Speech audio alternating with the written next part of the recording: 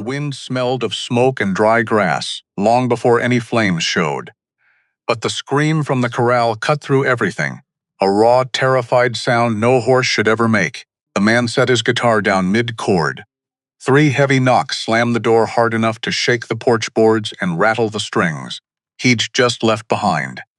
He stood crossed slow. Hand on the latch, the door swung open into the dusk. He had to tilt his head back farther than any man likes to look. She filled the entire doorway, shoulders wider than the frame, had to bend nearly in half to fit. Long blonde hair, green eyes bright with held-back tears. Both giant hands clutched a small cowboy hat tight against her chest like armor. Her voice came soft. Too soft for the size of her. I need a husband by Friday. The sun came up slow that Sunday morning, the way it always did over Prairie Bend. Gold first, then pink, then nothing but white heat pouring down over grass that hadn't seen real rain in 3 weeks. Ezra Kane was already awake before any of it. He'd been awake since 4. Not because he wanted to be, because his body didn't know how to sleep past 4 anymore. Hadn't known how in 6 years. Not since Meredith packed 2 suitcases and told him the ranch had taken more from her than it ever gave back. He stood on the porch now with a cup of black coffee going cold in his hand, watching the horizon, waiting for it to say something back to him. It never did. Old Blue nickered from the corral, 22 years old. Slower every season. Ezra walked down the steps toward him, boots crunching gravel, because that was the sound his mornings were made of now. Gravel. Wind. A horse breathing. Not voices. Not laughter. Not somebody else's footsteps on the stairs behind him. He rested his hand on the horse's neck. Another one, he said. Not really to the horse. Just to the air. Another one just like the last, except it wasn't just like the last one. Not exactly. Because something was different in the wind that morning. He couldn't name it. Didn't try to. Chalked it up to the heat playing tricks on a man who talked to horses more than people. He fed the cattle. Mended a fence post that had been leaning for 2 weeks. Fixed the pump on the north well because it had started making a sound like a dying animal. All before 9 in the morning. That was the rhythm of him. Work until the body stopped asking questions the mind couldn't answer. By noon, he was sitting under the shade of the barn eating a sandwich he didn't taste. Thinking about nothing, which was its own kind of accomplishment these days. His neighbor, old Cornelius Wren, lived 2 ridgelines over. Ezra hadn't seen him in almost a month, hadn't seen anyone from that property in longer than that. There were rumors about the Wren land. There were always rumors. Something about the family keeping to themselves. Something about the daughter nobody in town had laid eyes on, since she was maybe 12 years old. People said she'd gone east for school. People said she'd gotten sick. People said a lot of things, because people always fill silence with something, even when the something isn't true. Ezra didn't put much stock in gossip. He had his own silence to fill. By evening the heat broke a little, just enough to make the porch bearable. He sat down with his guitar. An old Gibson his father left him. Out of tune in the bottom strings the way it always got in dry weather, he played something slow, something sad, something about a man in a house too big for the life left inside it. He didn't sing the words out loud, just let his fingers say them. That was when the knock came. Not a knock, a pounding. 3 strikes so heavy the whole porch shuddered under his boots. Ezra stopped playing mid-chord Old Blue. Screamed from the corral. Actually screamed. A sound Ezra had never once heard that horse make in 22 years. He set the guitar down slow, heart doing something strange in his chest. Not fear exactly, something closer to disbelief. Double door like that out here. Not unless the barn was on fire. Not unless somebody was dying. He crossed the porch, hand already on the door handle. Coming, he called out. Hold your horses. He pulled the door open, and then he had to look up, not tilt his chin, not glance slightly higher than usual. Look up. The way a man looks up at a grain silo. The way a man looks up at a church steeple against a bright sky. There was a woman standing on his porch, except woman didn't cover it.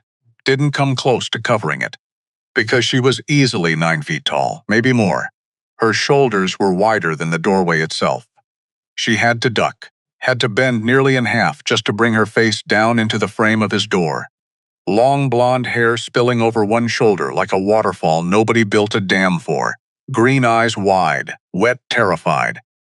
She was holding a small cowboy hat in both hands, pressed against her chest like a shield, like the last thing standing between her and the whole world falling in. Ezra didn't say anything, couldn't. His mouth opened. Nothing came out. Because there was no sentence built for this. No moment in 37 years of living that had prepared him for a giant woman standing on his porch at dusk, trembling like a leaf in a windstorm too big for her own body to survive. "Mr. Harlan," she said. Her voice came out soft. Impossibly soft for something that size. Like wind moving through wheat, shaking at the edges. "It's Kane," he managed. "Ezra. Kane, right." She swallowed, hard. He watched her throat move. "Ezra, I'm sorry. I've been rehearsing this in my head so many times She stopped, started again. "I need a husband," she said. "By Friday. Silence, the kind of silence that has weight to it. That presses down on a man's chest until he forgets how lungs work." Ezra blinked. "Come again?" "I know how it sounds, do you?" "I do. I know exactly how it sounds. I've had 4 days to think about how it sounds, and it sounds insane. Every single time I say it out loud, so please. Please just. Let me explain before you close that door." He hadn't moved to close the door. Hadn't moved at all. Truth was his legs had gone a little numb. "I'm not going to close the door," he said. Slow, careful. Like talking to a spooked animal. Which in a strange way was exactly what this felt like. "Ma'am. I don't even know your name." "Odessa," she said. "Odessa. Wren." Wren, the name landed somewhere behind his ribs. "You're Cornelius's girl." Her eyes flooded before he even finished the sentence. "You know my father. Everybody knows your father. Nobody's ever met his daughter. That's because he's kept me hidden my whole life." Her voice cracked on the word, hidden. "For my own good," he always says. So the world wouldn't. She stopped herself again. Bit down on whatever came next. "Can I come in?" she asked. "Please.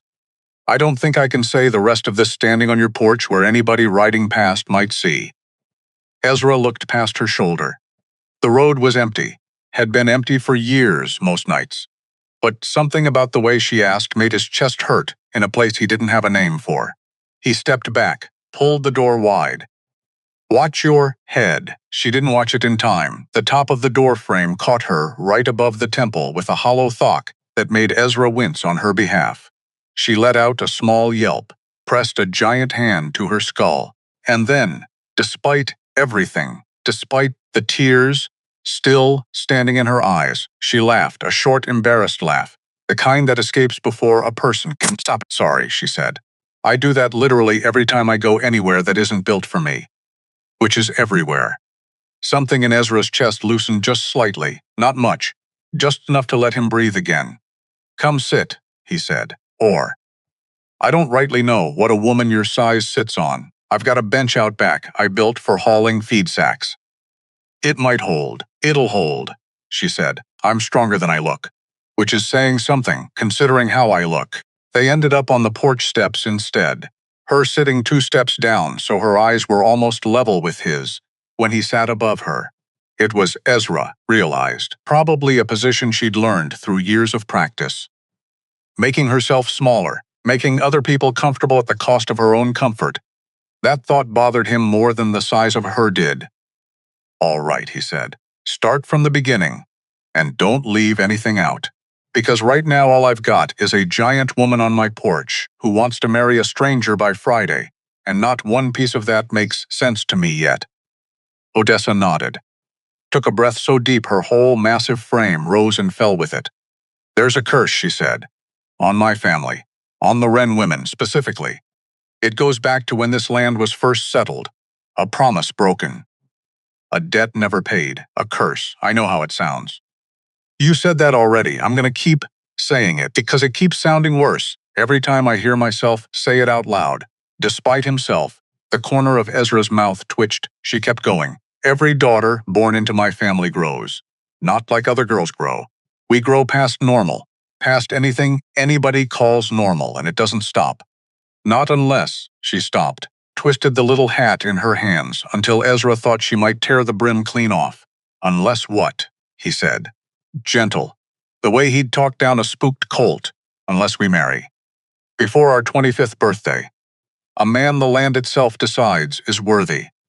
Someone with, she laughed again, but there was no humor in it this time. Someone with, and I'm quoting my grandmother's journal here, a true cowboy's heart. Whatever that means, and if you don't, then I grow forever. Out of control, no stopping point, and the land dies with me. The spring my family's ranch depends on, the soil, all of it, dries up right along with whatever's left of me. Ezra sat very still, because here was the thing. Here was the thing that made his skin go cold even in the heat of a summer evening. He'd grown up on stories like this, old-timer stories. Campfire nonsense his grandfather used to tell about the land out here being older than the men who claimed it. He'd never believed a word of it, but he was looking at 9 feet of impossible, sitting 2 steps below him, crying into a cowboy hat too small for her hands. Belief was becoming less optional by the second. All right, he said slowly. Say I believe you. Say all that's true. Why me? Her eyes came up to his, steady, for the first time since she'd knocked on his door. Because I've been watching you, she said. For years, Ezra felt his stomach drop, watching me, from the ridge. My father's land looks right down over yours. I used to sit up there when I couldn't sleep. Which was most nights, if I'm honest. I'd watch you work. Feeding your animals before sunrise. Fixing that fence line that's still broken, by the way. 3rd post from the gate. I know which post, and I watched you sit. Right here, she pointed at the guitar leaning against the porch rail, playing something sad to nobody.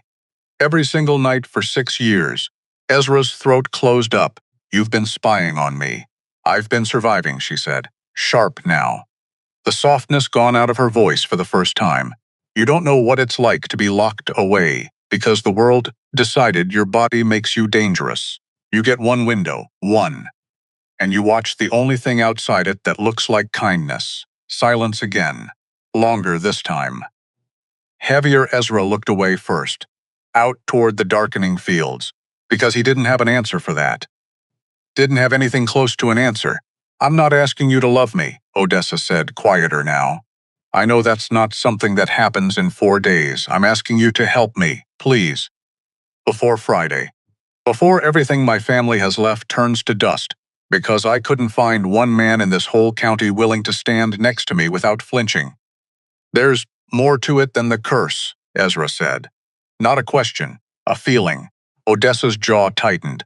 There's a will, she said. My father's will. If I'm not married by Friday, everything goes to my cousin. Barnaby Vale. The name hit different.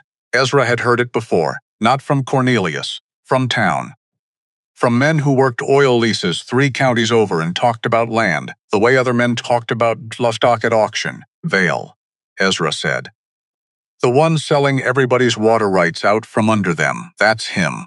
And he wants your family's land. He's wanted it since before I could walk, she said. He tried once already. Convinced me to marry him 2 years back. Told me he loved me. Told me he didn't care what I looked like. Her voice went flat. Distant. Turned out he only cared what my land looked like on a lease contract. What happened? I found the papers 3 days before the wedding. Papers selling drilling rights to a company out of Houston. My father's spring. Gone, signed away, the minute that ring went on my finger. So you ran. So I grew, she said. And there was something in the way she said it that made Ezra's chest ache in a way he didn't fully understand yet. 6 inches in one night. Out of grief. Out of rage. My father says it's the closest the land ever came to losing me for good. I couldn't control it. Couldn't stop it. Took me 8 months just to feel like I owned my own body again. Ezra didn't say anything. There wasn't anything to say that wouldn't sound small next to that. And now he's back, Odessa continued, Vale, circling the property line like he's already won. Because if Friday comes and I'm not married, the will hands him everything. My father's land, my father's spring, everything my family's protected for 4 generations. Gone to a man who sees dirt and water and doesn't see the people who've bled into it. Ezra ran a hand down his face. So you came to me. I came to you, Odessa said. Because you're the only man in this whole county I've ever watched who never once looked cruel. Not once. Not to your animals, not to your neighbors, not even to yourself. Though God knows you've earned the right to be a little cruel to yourself after what your wife did. Ezra's head snapped up. You don't know anything about that. I know she left, Odessa said. Gentle now, careful. Like she'd stepped too close to a wound and realized it's too late. I know she said this life was too quiet, too hard. I know you've been sitting on this porch every night since playing songs to a woman who isn't listening anymore. Ezra stood up. Fast. Too fast. Because something in his chest had gone tight and hot and he needed to move before it turned into something he'd regret saying. You don't get to do that, he said. You don't get to sit on my porch for 10 minutes and tell me what my life looks like from a ridge 2 miles away. You're right. Odessa's voice cracked. I'm sorry. Palms.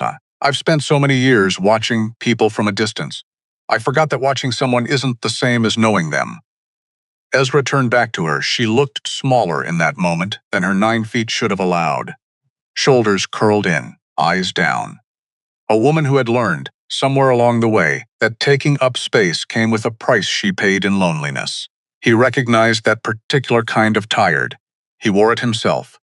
I'm not saying yes, he said finally. Not tonight. Not to marrying a stranger because a will says so and a curse says so. And some cousin of yours is circling like a buzzard, I understand. But I'm not saying no either. Her head came up. I need to think, Ezra said. And you need to go home before your daddy sends out a search party the size of Texas looking for you. That earned a small, wet laugh. He doesn't know I left, Odessa admitted. He thinks I'm asleep, a woman your size sneaking out of a house. You'd be surprised how quiet I can be when I have to be. Ezra almost smiled. Almost. Come back tomorrow, he said. Morning. Early. Before the heat sets in. Why? Because if I'm going to decide something like this, I need more than a story told to me on a porch step at sundown. I need to see you in daylight, Miss Wren. I need to know if what you're telling me holds up when the sun comes up, and neither one of us has an excuse to be scared of the dark anymore. Odessa stood. Slow. Careful of the porch roof this time. Thank you, she said, for not slamming the door. Most men would have. Most men haven't had a horse scream like Old Blue did tonight, Ezra said. That horse doesn't lie. If he's scared, there's a reason. If he calmed down enough for you to sit on my step for 20 minutes without spooking again, that tells me something too.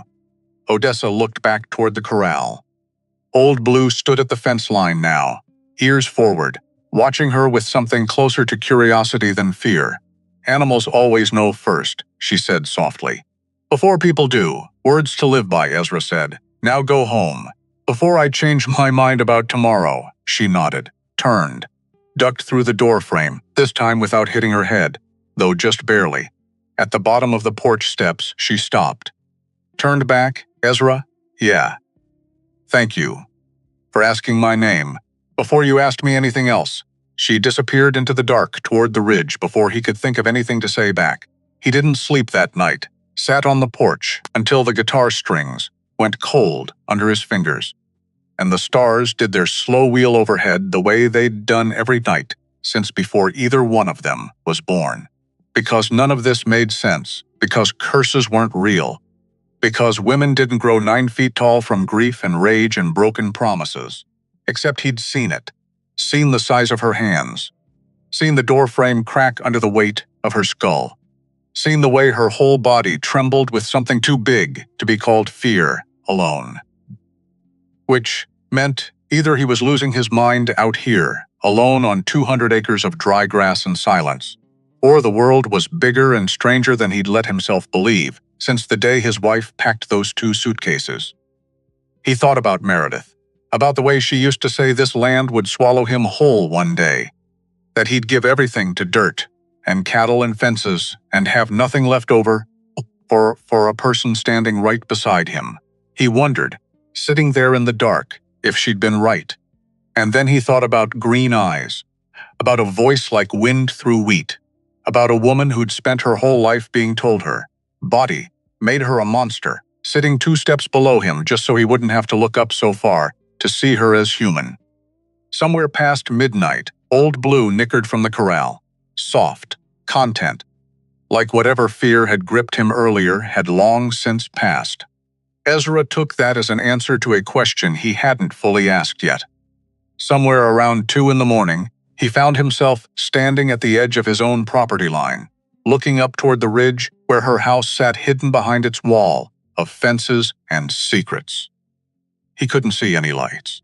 Couldn't see anything at all, really, except the black shape of the hills against a sky gone thick with stars. He wondered if she was standing at her window right now, looking back down at him the way she'd apparently done for years, without his knowledge. The thought should have unsettled him more than it did. Instead, it just made him feel strangely less alone, out here in the middle of 200 acres that had felt, for 6 long years, like the emptiest place on earth. "You've been watching this whole time," he said out loud, to nobody, to the dark, to a woman 2 miles away who couldn't possibly hear him. "And I never once looked up to check."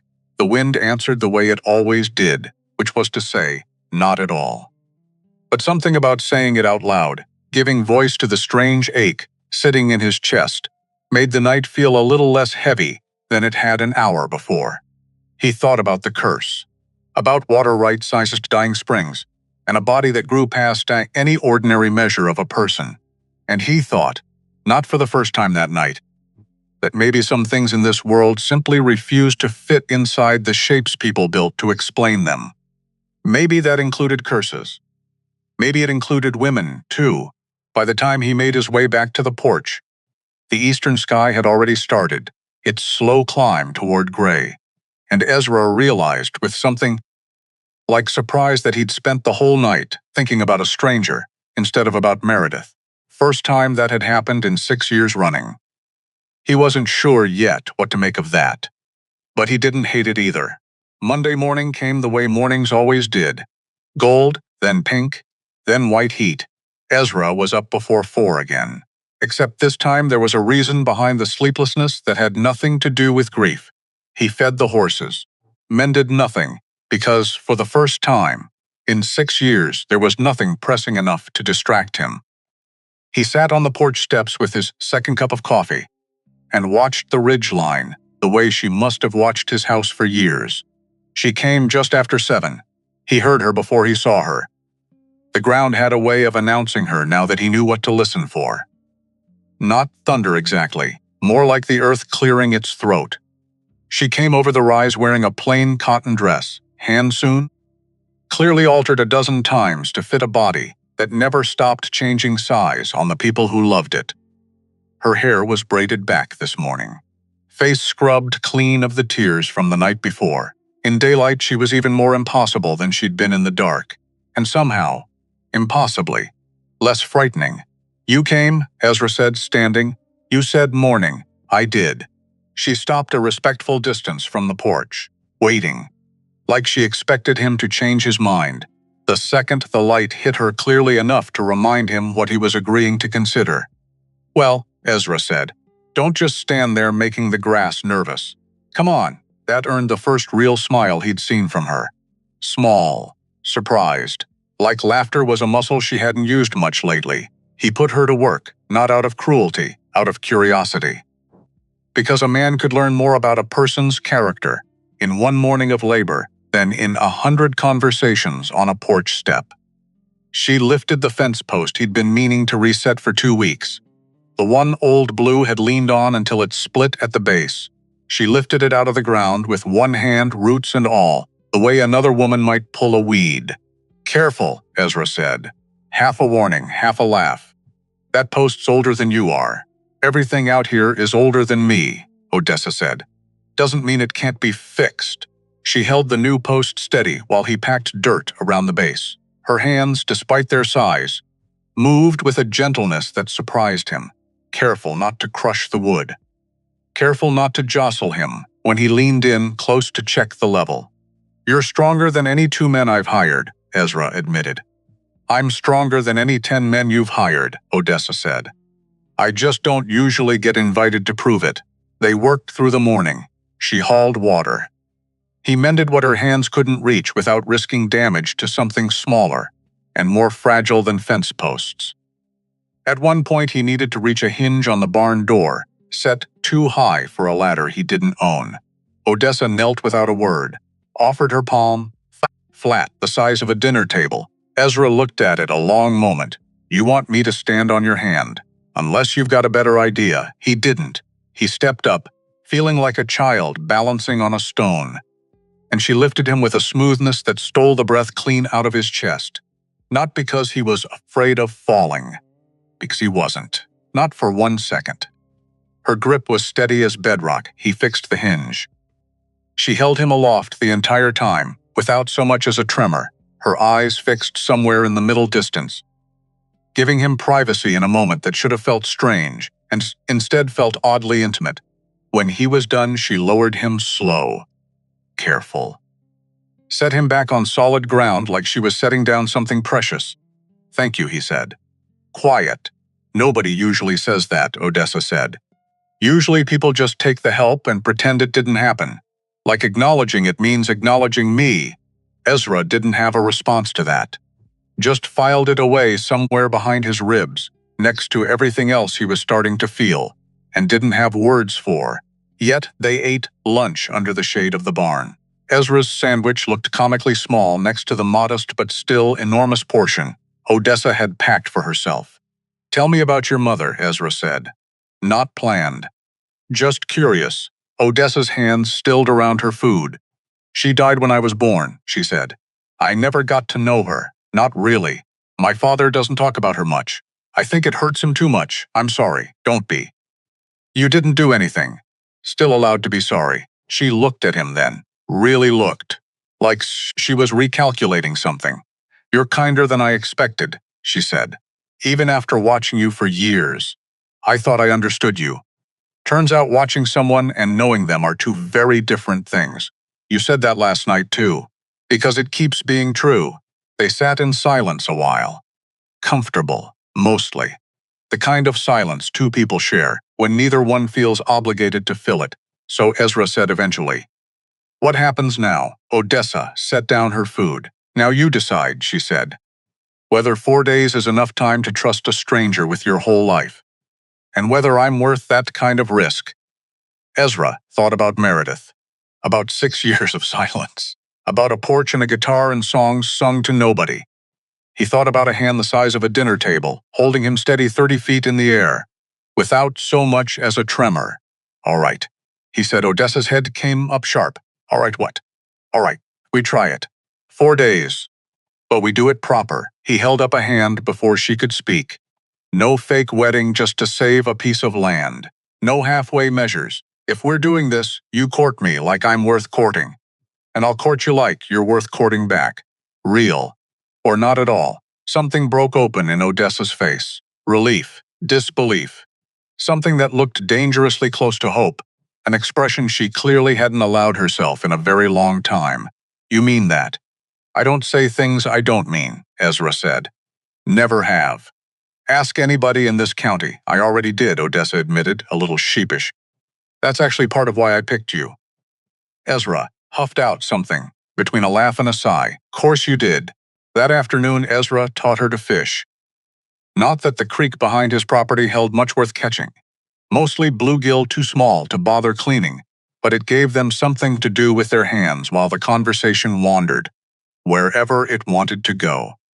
He showed her how to bait a hook, and she managed it clumsy at first, her fingers too broad and careful for work that small, until she found a rhythm that worked for hands her size. "You've never fished before," Ezra said. "Not a question. Never had anybody to teach me," Odessa admitted. My father tried once when I was younger, before the growth really caught up with me. It didn't go well. I broke his good rod without meaning to. Well, Ezra handed her a spare rod, sturdier than the one he used himself. "This one's built for hauling in something a lot bigger than bluegill. Ought to survive you just fine," she laughed at that. The sound rolling easy across the water, and cast her line with a technique that started clumsy and ended. 20 minutes later, almost graceful. They caught nothing worth keeping. Didn't seem to matter much to either one of them. Can I ask you something? Odessa said, watching her line drift lazy in the current. Go ahead. Do you think it's possible to know somebody in 4 days? Really know them, I mean. Not just the parts they choose to show you. Ezra considered this a long moment, turning his own rod slow between his palms. I think, he said finally, some folks spend 40 years married and never really know each other. And I think some folks catch something true in 4 days that other people spend a lifetime missing entirely.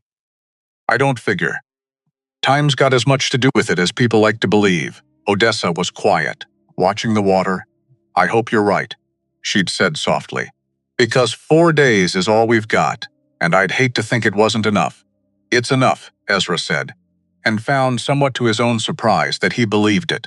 That evening, walking her back toward the ridge line that separated his land from her father's, Ezra found himself asking the question he'd been holding back all day. Your cousin. Vale. How close is he? To Friday, I mean. To making a move, Odessa's jaw tightened, close enough that I saw his truck on the county road twice this week. Close enough that my father's lawyer got a call 3 days ago, asking about the exact wording of the will. Close enough, she said, voice dropping, that I don't think he's going to wait quietly to see whether I find a husband in time. You think he'll try something? I think a man who tried to marry me for my land once already isn't above trying something worse the second time. Now that sweet-talking didn't work, Ezra stopped walking. Then we don't have 4 easy days, he said. We've got 4 days and a clock ticking on more than just a curse. Odessa met his eyes, green against the fading orange light of evening. Now you understand, she said. Why I knocked on your door like the world was ending. Was it? Ending, I mean. Not yet, Odessa said. But by Friday it might be. For all of us. They stood there a moment. 2 people who'd known each other less than a full day, staring down the barrel of a deadline neither one of them had chosen. Tomorrow, Ezra said finally. We ride out early. See more of each other than fence posts and barn hinges. You mean an actual date? I mean, whatever you want to call it, long as it gets us somewhere true by Friday. Odessa smiled. Small, but real. The kind of smile that had been rationed carefully for years and was only now slowly being spent. Good night. Ezra Kane, night, Odessa Wren. She turned toward the ridge, her silhouette swallowing the last of the daylight as she climbed. Ezra watched until she disappeared over the rise, back toward a house full of secrets, and a father who didn't yet know his daughter had just gambled everything on a stranger, with a guitar and a broken fence post.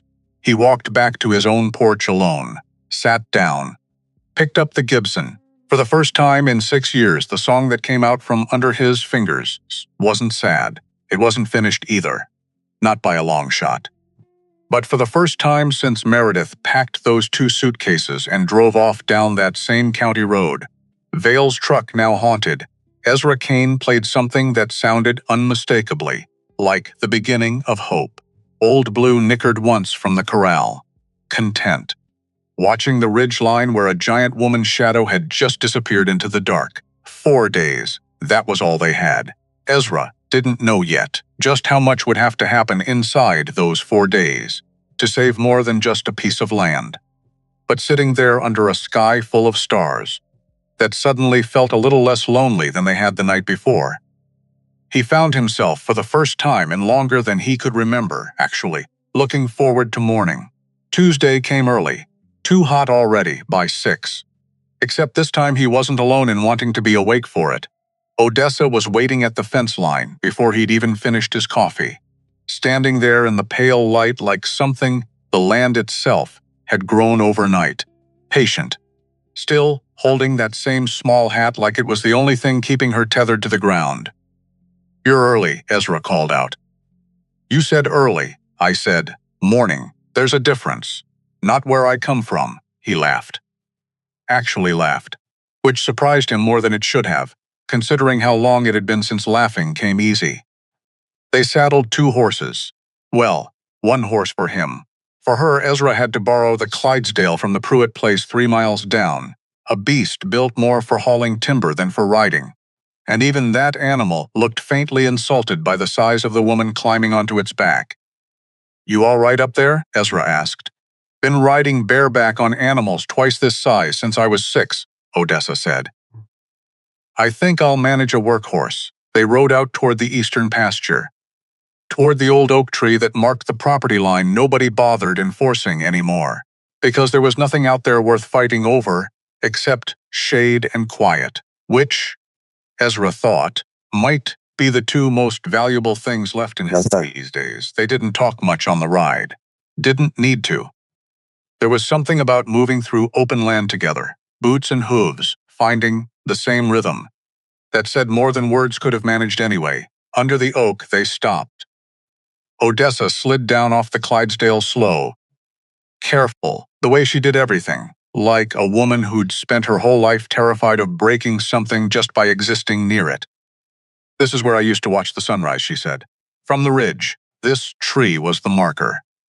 I always knew if I could still see the top of it, I hadn't wandered too far from home.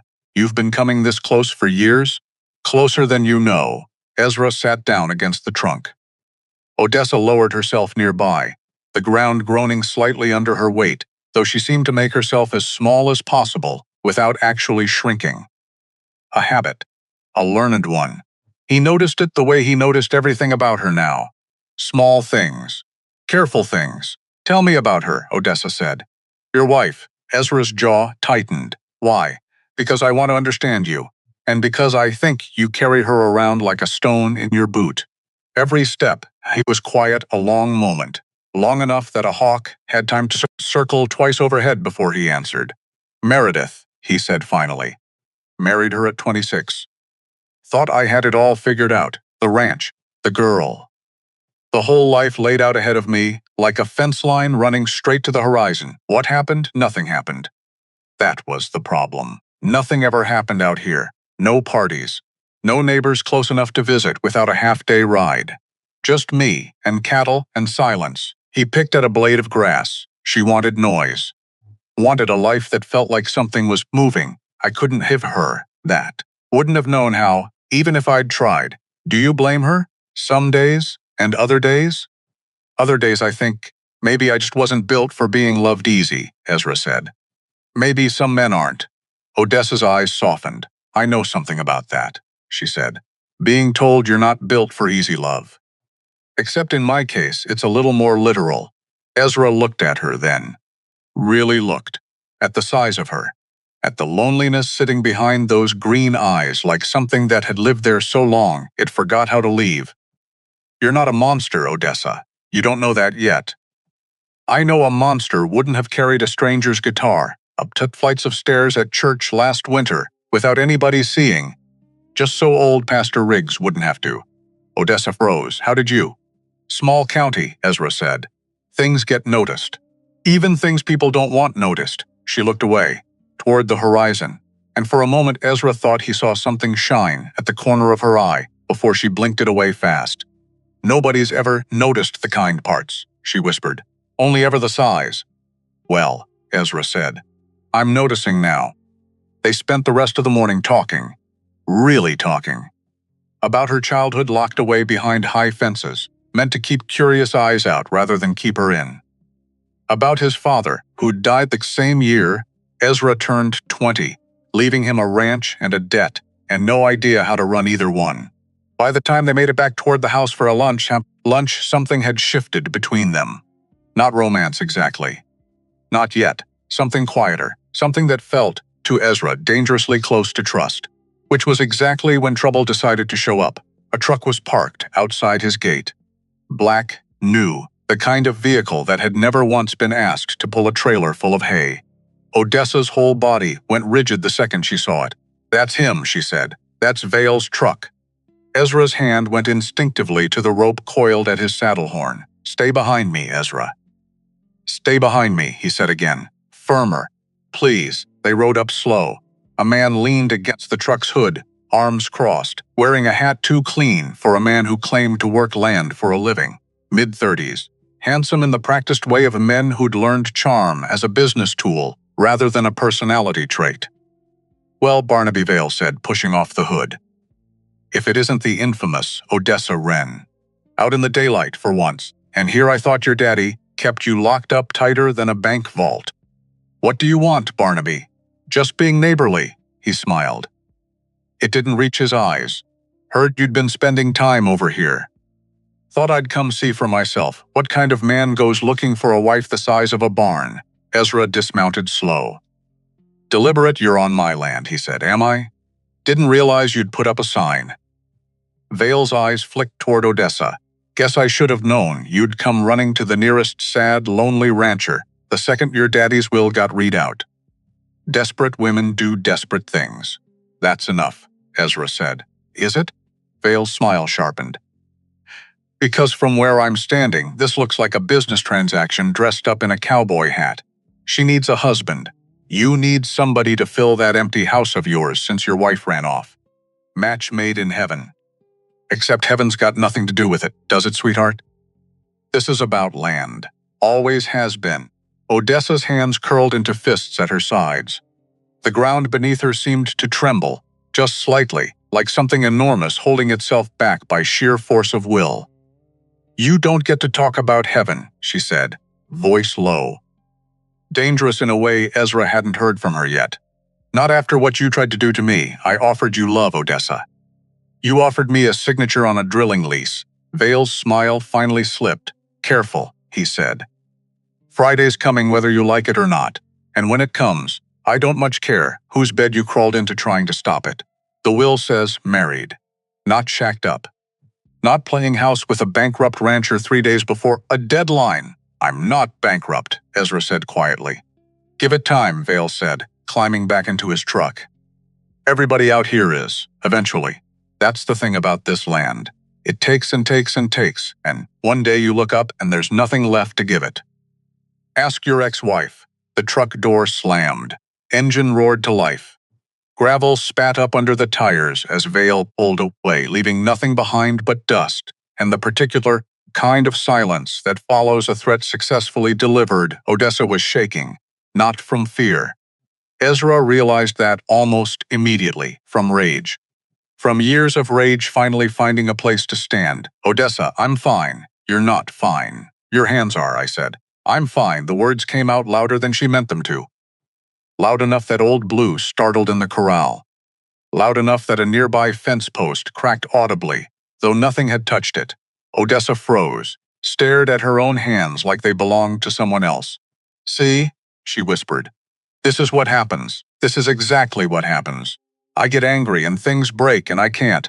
Hey, Ezra stepped closer, slow. The way he'd approach any frightened animal. Look at me. She did. Green eyes, wide and wet, and terrified of herself in a way that broke something loose in Ezra's chest. You didn't hurt anybody, he said. A fence post cracked. That's all. I've got plenty of fence posts. Today it's a fence post, Odessa said, voice cracking. Last time it was 6 inches overnight and 8 months before I felt like myself again. What happens next time, Ezra? What happens if I can't hold it together long enough to get through Friday? Ezra didn't have an answer for that. But he had something else. He reached out, slow, deliberate, and took her enormous hand in both of his. Barely covered her palm. Didn't matter. Then we hold it together, he said. Whatever that looks like, Odessa stared down at their hands. At the impossible size difference, at the gentleness in it despite everything. You keep doing that, she said softly. Doing what? Saying the thing that makes this feel less like the end of the world. Well, Ezra said, somebody's got to. They didn't talk about Vale again that evening. Didn't need to. Some things settled better left alone for a few hours. The way a spooked horror settled better once nobody kept reaching for the reins. Ezra cooked supper. Badly. Beans burned on one side, biscuits hard enough to worry a man's teeth, and Odessa ate every bite like it was the finest meal she'd had in years.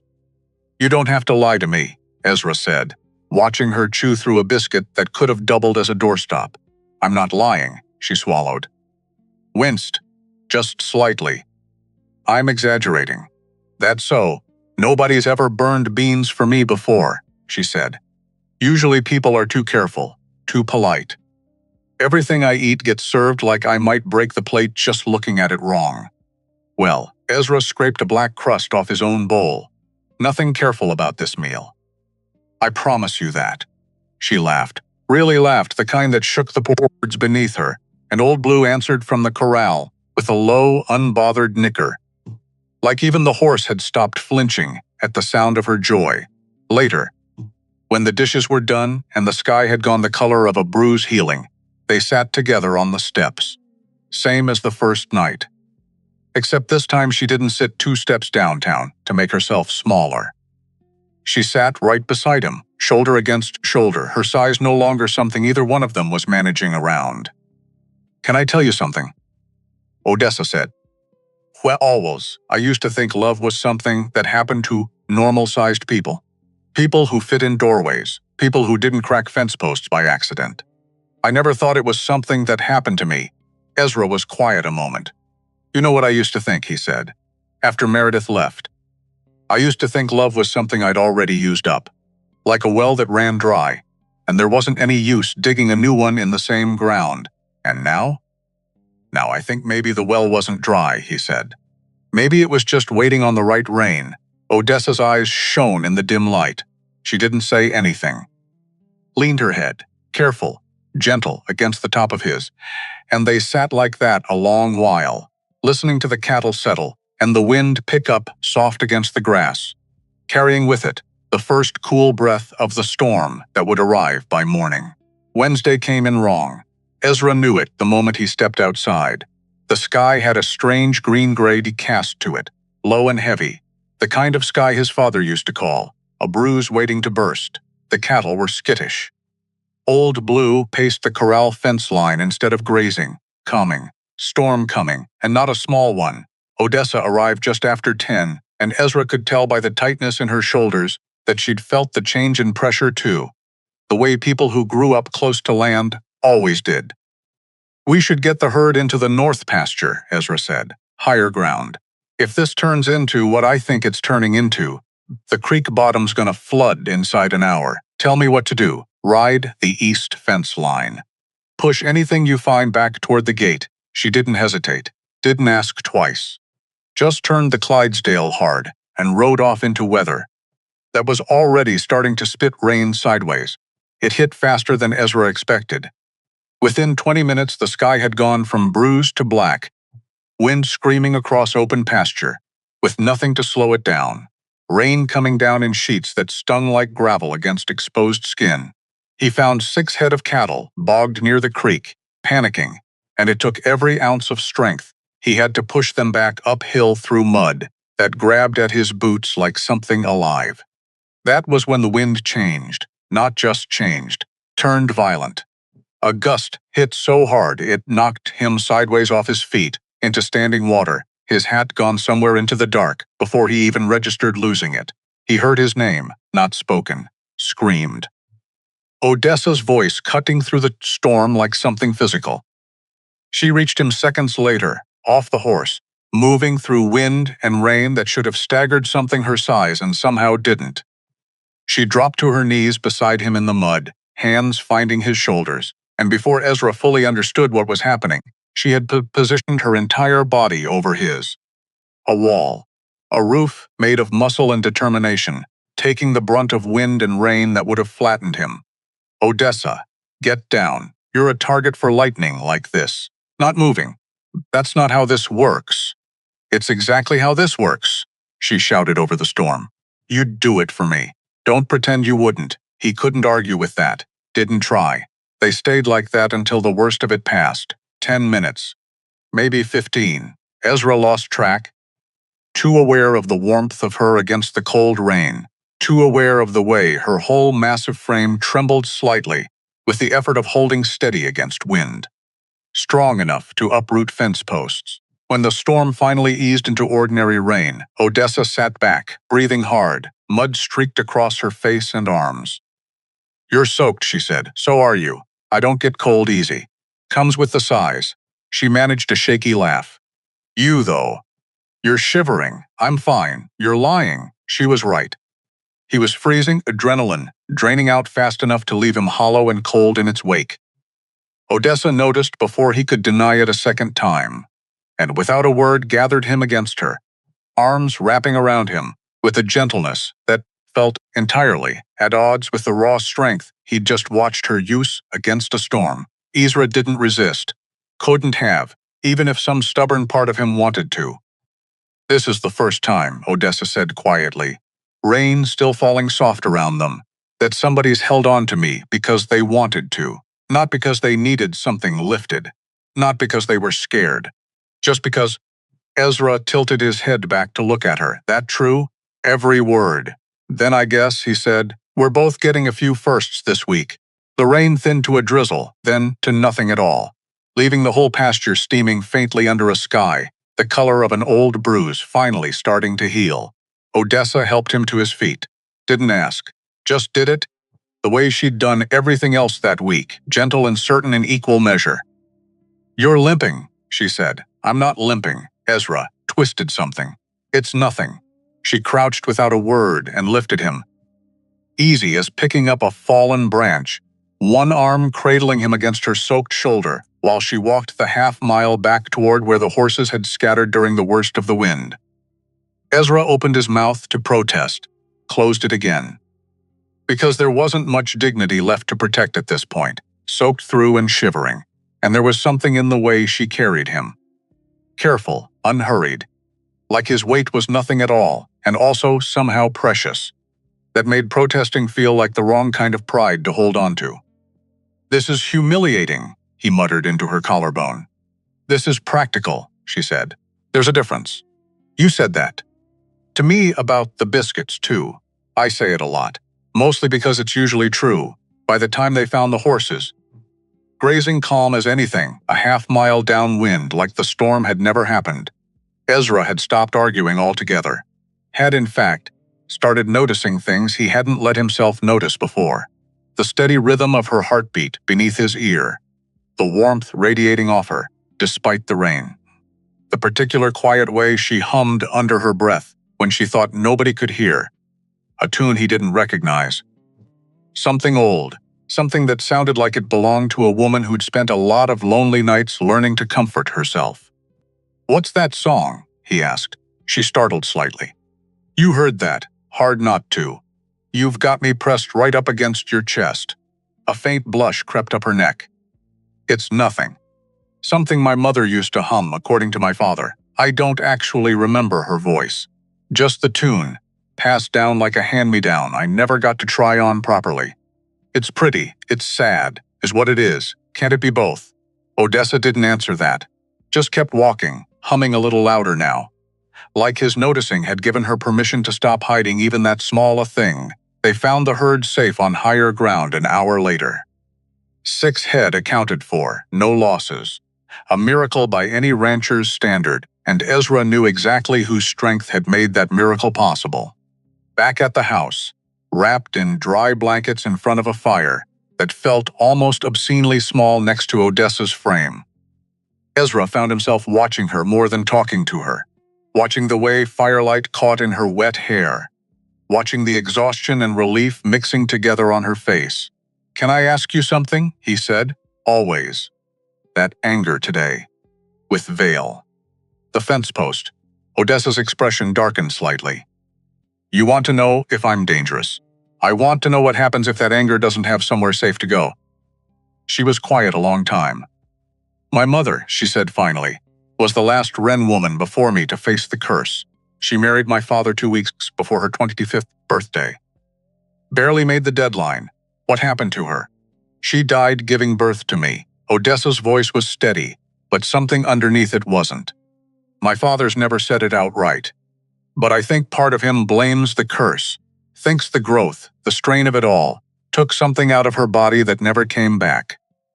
Ezra felt something cold settle in his stomach. You think that could happen to you? I think. Odessa said slowly, that this curse has never once given anything without taking something bigger in return. And I'm terrified, Ezra.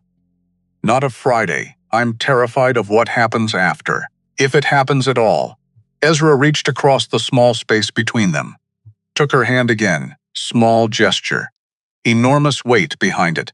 Then we make sure whatever happens after, he said, isn't something you face alone. That night after Odessa had gone home and the fire had burned down to embers, Ezra sat alone, with the Gibson across his lap, fingers moving slow over strings still slightly damp from the storm. He thought about her mother's tune, tried to find it by ear, humming fragments of what he remembered, chasing a melody that belonged to a woman who'd died bringing a impossible, beautiful daughter into the world and never got the chance to see what she'd become. He didn't find it exactly, but he found something close, something that felt, in the quiet of that porch, like it belonged in the same family of songs. He played it soft, once, twice. Let it settle into the wood of the guitar the way all his other songs had settled there over the years. Old Blue nickered from the corral, ears swiveled toward the sound. "You like that one better than the sad ones," Ezra said, "don't you?" The horse didn't answer, of course. Horses rarely did. But something in the stillness of the night felt like agreement all the same. Ezra thought about Friday. 2 days now. 2 days until a woman he'd known less than a week stood in front of half the county and made a promise that would either save everything or cost them both more than either one of them had words for yet. He wasn't scared exactly, which surprised him, sitting there in the dark. He'd expected fear, expected doubt clawing at him the closer the deadline came. Instead, he found something steadier, something that felt, strange as it was to admit even to himself, a lot like certainty. He picked the guitar back up, played the new tune again, a little more confident this time, a little more his own. And somewhere in the space between one chord and the next, he decided that whatever happened on Friday, he wanted it recorded somehow, wanted Odessa to hear this exact song on this exact night, even if it took him years to work up the nerve to play it for her instead of just the dark. Thursday came gold and impossibly clear, the storm having scrubbed the sky clean overnight, and Ezra woke with a decision already made somewhere deep in his chest, even if his mind hadn't caught up to it yet. "I want to see your home," he told Odessa when she arrived that morning. "Meet your father properly, not as gossip." As a man asking permission, Odessa's eyes widened. "Permission for what exactly? Court your daughter right," Ezra said. "Same as I told you the first night. No halfway measures." They rode together toward the Wren property, and the closer they got, the more Ezra understood just how carefully hidden Odessa's whole existence had been. High fences, taller than any he'd ever built. A house designed on a scale that made his own home look like a child's toy in comparison. Door frames reaching nearly 12 feet. Furniture built heavy and oversized throughout. Cornelius Wren met them on the porch. An old man, though it took Ezra a moment to register just how large old man meant in this context.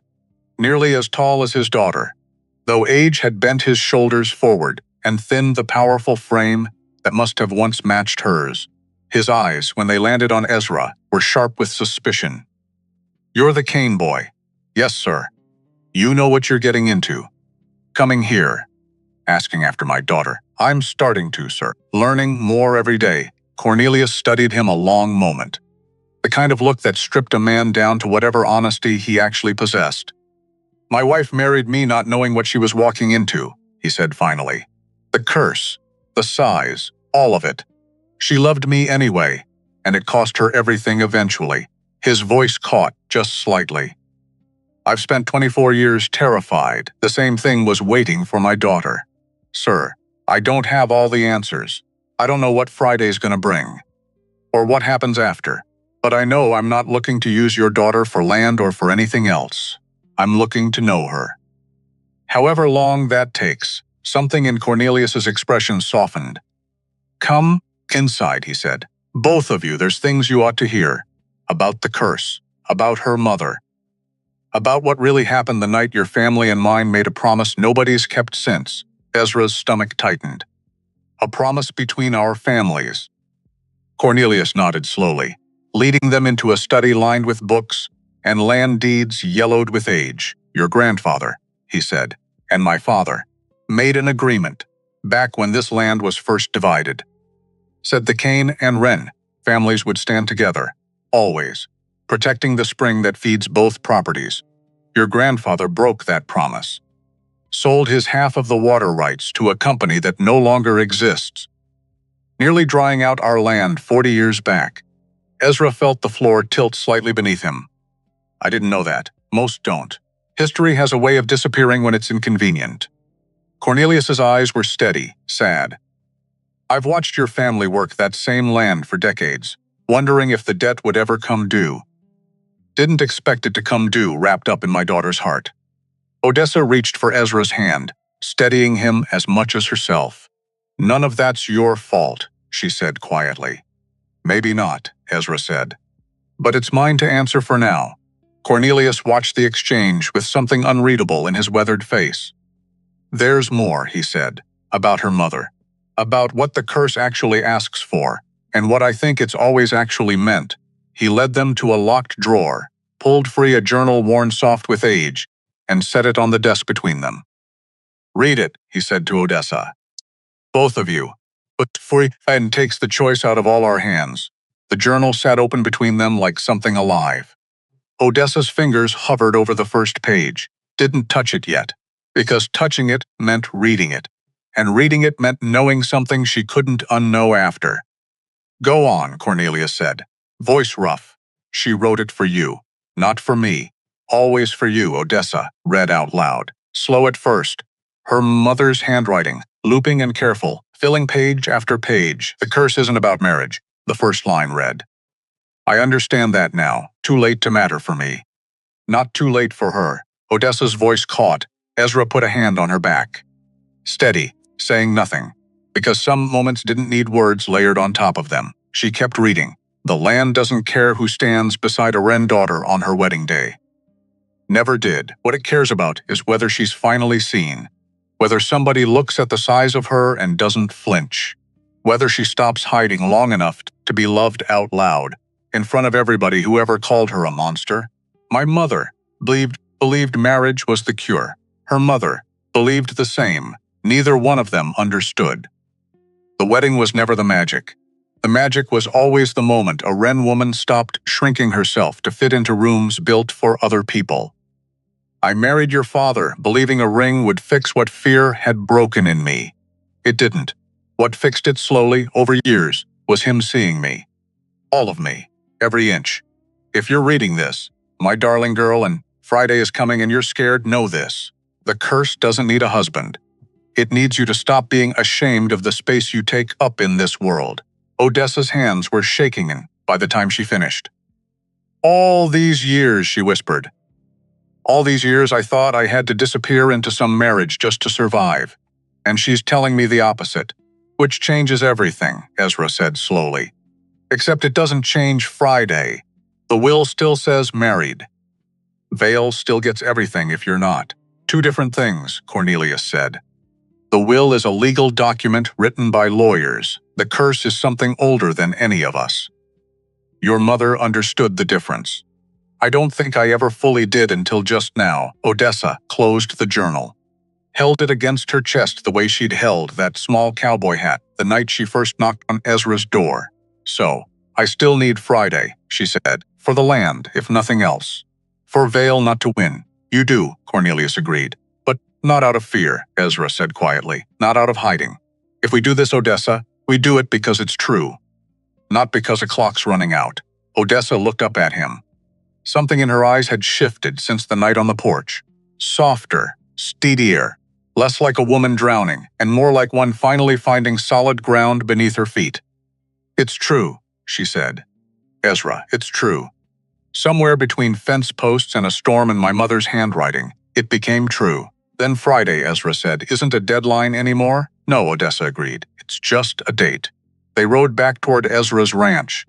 As the sun dropped low and orange over the western ridge, the kind of evening light that made even dry grass look like something worth painting. Neither one spoke much, didn't need to. The silence between them had changed texture entirely from 4 days ago, no longer awkward, no longer full of things unsaid, full instead of things understood, which was exactly when the silence broke wrong. Ezra saw the smoke before Odessa did, a thin gray line rising from somewhere near his own property, not thick enough to be a house fire, but wrong all the same. Wrong in a way that made his stomach drop, before his mind caught up to why. That's why. Coming from my north pasture, he said. They rode hard. What they found at the fence line stole the breath clean out of both their chests.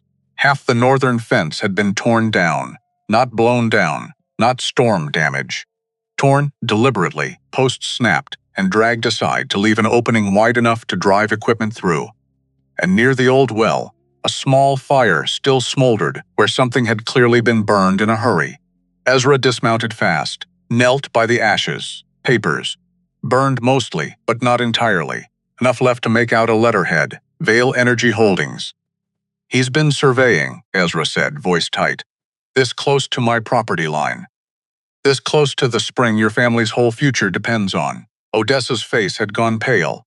He's not just going after my land anymore, she said. He's going after both of ours.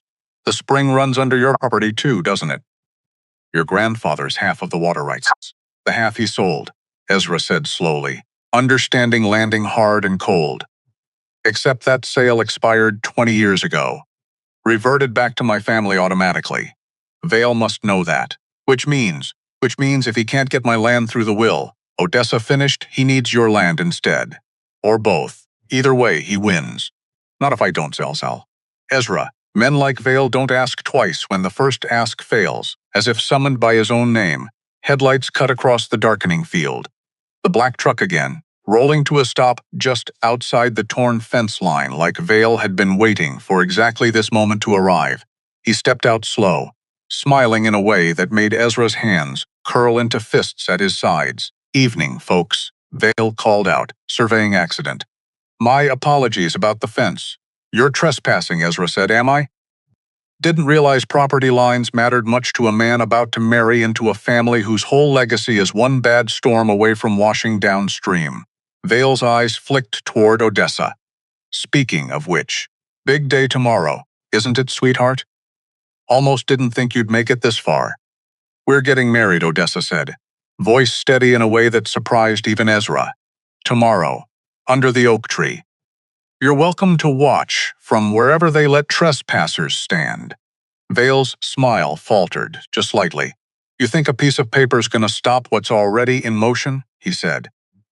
I've got lawyers combing through that will right now, looking for loopholes. Looking for anything that says the marriage has to be legitimate, has to be real, has to be anything more than two desperate people playing house to spite me. It is real, Ezra said. Quiet. Absolute. Prove it, Vale said. Prove it in front of a judge if it comes to that. Because I've got a company backing me with more lawyers than this whole county's got cattle. And I intend to use every single one of them, if that's what it takes. He climbed back into his truck. Paused before closing the door. Oh, and Ezra.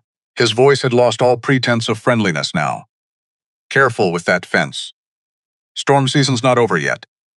Be a shame if something else got damaged out here before your big day. The truck pulled away, taillights disappearing into the dark. Odessa was shaking again. Not from fear this time, from something colder. Something that had settled into her bones the way dread does, when a threat stops being abstract and starts being immediate. He's not bluffing, she said. About the lawyers. About tearing the marriage apart if he can't stop it before it happens. Then we make sure there's nothing to tear apart, Ezra said. We make it so real, so undeniable. Not one lawyer in Houston can argue otherwise. How? Ezra looked at her, really looked. At the fear still sitting behind her eyes, and underneath it, something steadier trying to fight its way through. We stopped being scared, he said, starting now. That's how. That night. Before Ezra rode home, Cornelius pulled him aside one final time.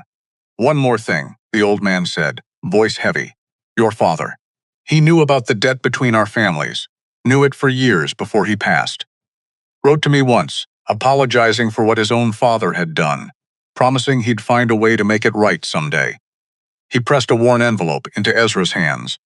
The handwriting on it, unmistakably familiar. He knew. Ezra whispered. All these years, and he never once told me. Maybe he was waiting for the right moment, Cornelius said. Same as I've been waiting for the right man. Ezra didn't open the letter that night. Couldn't quite make his hands do it, not with everything else sitting heavy in his chest already. He rode home slow, the envelope tucked careful into his dark jacket pocket.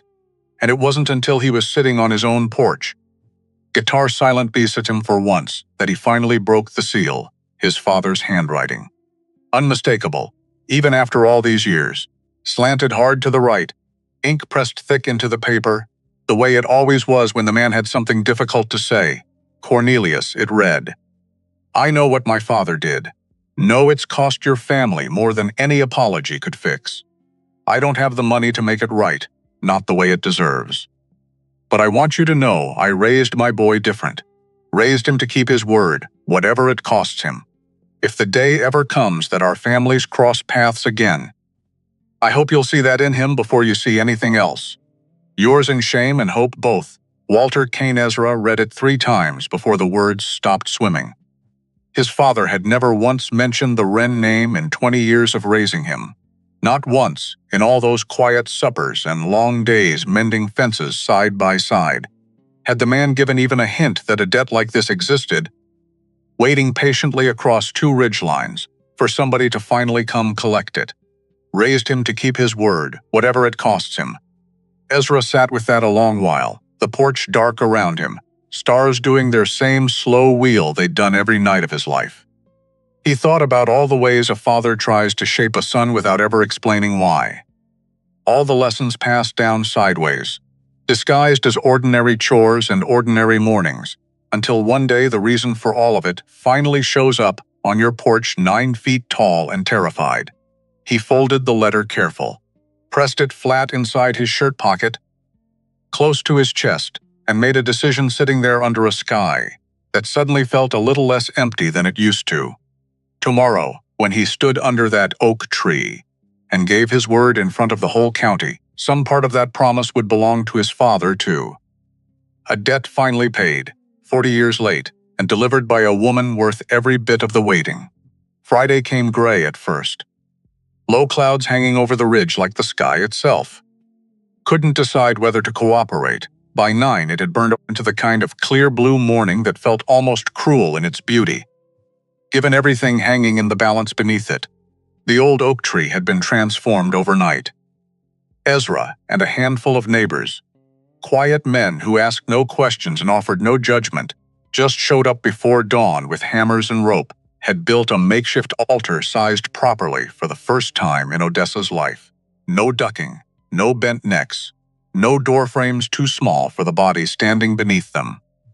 Cornelius stood near the front, dressed in a suit clearly older than Ezra himself, eyes wet before the ceremony had even begun. Odessa arrived just after 10. Ezra heard the whispers first, felt them ripple through the small gathered crowd like wind through wheat. Because the dress she wore had been made specially, oversized fabric, flowing like something out of an old Western painting. And despite every insecurity she'd carried her whole life, she walked toward that oak tree with her chin up, shoulders back, not shrinking, not once, for the first time in 24 years. Odessa Wren walked into a crowd of people without ducking her head to make herself smaller. Ezra felt something crack open in his chest at the sight of her. They'd barely reached the halfway point of the ceremony. The pastor's voice rising steady over the gathered crowd, Cornelius weeping openly near the front, when the first sound of trouble reached them. Engines. Multiple. Coming up the county road fast, Vale's truck led the procession, followed by 2 more vehicles Ezra didn't recognize, men in suits, climbing out before the trucks had even fully stopped. Stop the ceremony, Vale shouted, striding across the field. This wedding is fraudulent. I have documentation proving Barnaby. Cornelius' voice cut through the chaos like a blade, old but far from weak. You are trespassing on my daughter's wedding day. Your daughter's wedding is a legal sham, Vale snapped, waving a folder of papers. Cooked up in 4 days to steal an inheritance that rightfully belongs to a man who spent 2 years trying to steal it through marriage himself. Odessa said, voice ringing clear across the field. You have some nerve, Barnaby, calling anyone else's love a sham. Vale's lawyers exchanged uncertain glances, papers rustling uselessly in hands that suddenly seemed less confident than their client. There's precedent, Vale insisted, though his voice had lost some of its earlier certainty. Marriages entered into under duress, or for purely financial motivation, can be legally challenged. Then challenge it, Ezra said, stepping forward. Steady. Unshaken. Challenge it in front of every person standing in this field. Ask them if what they're watching looks like duress.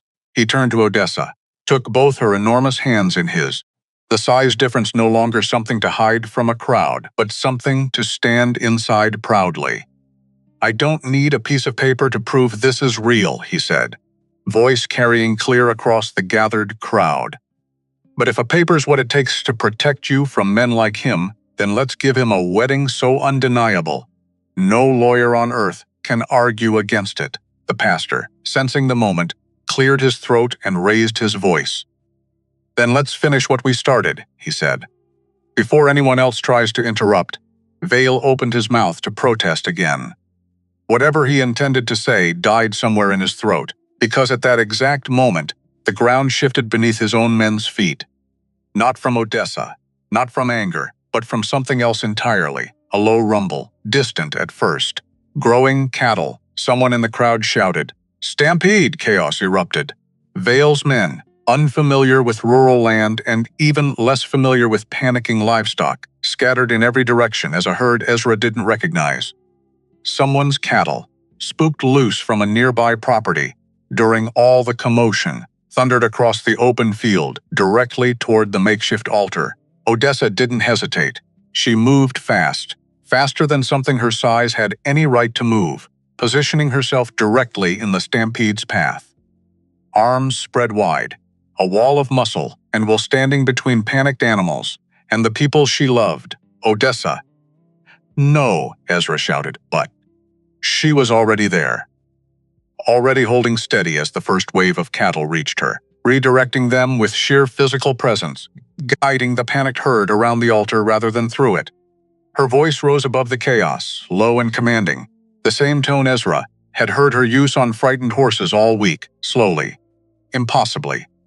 The stampede broke around her like water around a stone.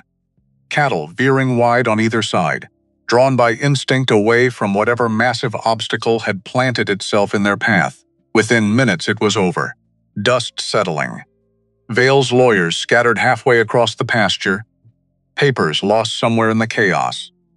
Vale himself sat sprawled in the dirt where he'd fallen trying to flee, dignity thoroughly abandoned along with his legal strategy. Cornelius stepped forward, voice booming. With an authority Ezra hadn't yet witnessed from the old man. I believe, he said, that just answered any question about which one of you actually protects this land, and which one of you only wants to profit from it. Vale scrambled to his feet, humiliation burning red across his face. This isn't over, he spat actually, Cornelius said, pulling a folded document from his jacket pocket. It is. I had my lawyer draw up the necessary papers 3 days ago. The moment my daughter marries, Barnaby loses any claim to this land, permanent and final. Filed properly, witnessed properly. There's no undoing it now. Vale's face went through several colors in rapid succession. You can't. I can, Cornelius said, and I did. Should have done it years ago, if I'm honest. Should have trusted my daughter's judgment a lot sooner than I did. Vale looked between the old man, the crowd, and the woman standing tall and unashamed in a field full of witnesses who'd just watched her single-handedly stop a stampede with her bare hands. Whatever calculations were running behind his eyes, they clearly weren't landing anywhere favorable. He turned, climbed back into his truck without another word. His lawyers, papers gathered in undignified haste, followed close behind. The truck disappeared down the county road for what everyone gathered, hoped, fervently, was the very last time. Silence settled over the field. Then, slowly, applause. Scattered at first, then swelling. Neighbors who'd spent a lifetime hearing rumors about the Wren family finally understanding, in one single, chaotic morning, exactly what kind of woman had been hidden away all these years. Odessa turned back toward the altar, dust still settling around her, hands trembling slightly now that the adrenaline had somewhere to go. Well, she said, breathless, that wasn't exactly how I pictured the moment. No, Ezra agreed, reaching for her hands again. But I think it might be better. The pastor, remarkably unshaken by the interruption, cleared his throat once more. Shall we? They finished the vows beneath clear blue sky, cattle grazing peacefully once more in the distance, as though nothing at all had happened. I take you, Odessa Wren, Ezra said, voice steady despite everything, exactly as you are, every inch. I don't want you smaller. I don't want you hidden. I want you exactly this size, in this life, for as long as you'll have me. Odessa's eyes overflowed, tears tracking freely down her face without a single attempt to hide them. I take you, Ezra Kane, she said as a man who looked at all of me and stayed anyway, for richer or poorer, giant or otherwise. The kiss that followed required Ezra to stand on the small wooden platform built specifically for this moment, and even then, Odessa had to bend nearly double, and neither one of them cared even slightly how it looked to anyone watching, because it wasn't about how it looked. It was about how it felt. And for the first time in either of their lives, it felt like exactly enough. The following months unfolded slower than either of them expected. Not because anything remained unresolved. Vale's legal threats evaporated entirely. Once word spread through county records offices about the ironclad amendment Cornelius had filed. But because building a life, a real one, took time neither of them intended to rush. The two properties merged formally within weeks. Fences torn down not by malice this time but by choice. Cattle from both ranches grazing freely across land that had once been divided by a broken promise and was now finally whole again. Ezra built stairs for the first time in his life, wide, sturdy things leading up to a bedroom he'd widened and raised specifically to accommodate a wife, whose size he'd stopped apologizing for the moment he understood. It was never something that needed apologizing for, in the first place. Odessa, in turn, learned to laugh loud in rooms full of people. Learned to walk into town without ducking her head, without shrinking herself smaller for anyone else's comfort. The whispers that once followed her, everywhere slowly transformed, neighbor by neighbor, into something closer to respect. Sometimes even admiration. Word got around, the way it always did in a county that small. Not the ugly kind of word, not anymore. The kind that traveled porch to porch, kitchen to kitchen, carried by women who'd once whispered about the Wren girl behind gloved hands, and now found themselves, a little sheepishly, bringing over pies and quilts and offers to help can vegetables come harvest season. Odessa answered every one of those knocks herself. Stood tall in her own doorway, ducked when she needed to. Laughed when the doorframe caught her anyway, same as she always had, except now there was no shame folded into the laughter at her. Just the ordinary, easy embarrassment of a woman who occasionally forgot how tall she was. One afternoon in early autumn, a young girl from the Pruitt place showed up at the gate, maybe 10 years old, staring up at Odessa with the kind of wide-eyed wonder children hadn't yet learned to disguise as fear. "Are you really 9 feet tall?" the girl asked. "Little more, some days," Odessa said, crouching down slow until her face was almost level with the child's. "Does that scare you?" The girl considered this with the serious concentration only children manage. "No," she said finally. "I think it's the best thing I ever saw." Odessa's eyes went bright and wet, and she had to look away toward the horizon for a moment before she trusted her voice again. "Well," she said eventually, "that makes 2 of us." Ezra watched the whole exchange from the porch, guitar forgotten in his lap, and thought that maybe this was what her mother's journal had meant all along. Not that a wedding broke any curse. Not that love alone fixed anything overnight, just that somewhere, between one small girl's honest wonder and one woman, finally standing unashamed in her own doorway, the real magic had already been happening quietly. The whole time, waiting on everybody else to catch up. Winter came hard that year, the way it always did over Prairie Bend. But for the first time in longer than Ezra could remember, the cold didn't settle into the house the way it used to. Odessa kept the wood stove fed without being asked, hauling in logs 2 and 3 at a time. That would have taken Ezra a dozen trips alone. And in the evenings, she'd sit close enough to the fire that the whole room felt warmer just from her being in it. They spent the first snowfall standing together at the window, watching flakes settle thick over land that belonged now to both of them equally. I used to hate winter, Odessa admitted. Snow shows every footprint, every place I'd ever walked, plain as anything, for anybody to find and wonder about. And now? Now I don't much care who sees where I've walked. She wrapped an arm around him, careful as always, and he leaned into the solid warmth of her. Let them wonder. Let them see exactly how big a life I'm finally allowed to live. By the time the first calves came in early spring, the whole county had stopped calling it the Wren Place or the Kane Place separately, had started calling it, without much ceremony, simply the Prairie Bend Ranch. Like it had always been one thing, instead of two things stitched together out of an old debt and an older curse. Ezra liked the sound of that. Liked it better than he expected to, considering how long he'd spent thinking his life would stay exactly the size. It was the day Meredith drove away. Turned out a man could be wrong about the shape of his own future. Turned out. Sometimes, being wrong was the best thing that ever happened to him. Cornelius visited often, watched his daughter blossom into a version of herself he'd feared she'd never be allowed to become. Tears standing frequently in his old eyes at the sight of it.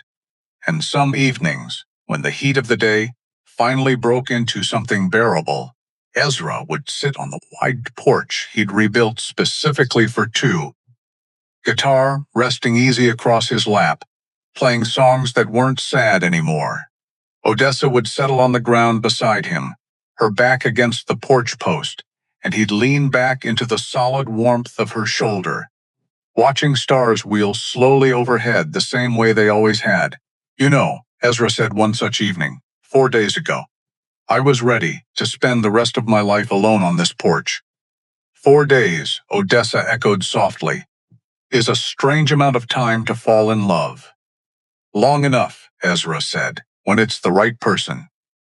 Odessa's laugh rumbled warm through her chest, and Ezra felt it more than heard it, resting as he was against her. You don't need a husband by Friday anymore. Darlin', he murmured, echoing words he'd thought 100 times since that first terrified knock on his door. You've got one for every single day after. Every giant-sized adventure in between, Odessa added, smiling down at him. Every single one, Ezra agreed. Above them, the stars kept their same slow wheel they always had, indifferent to curses or wills or broken promises between old families. But down below, on a porch built wide enough for two very different kinds of lonely to finally find each other, something had shifted permanently. Not magic. Not really. Just two people who'd stopped hiding exactly when it mattered most.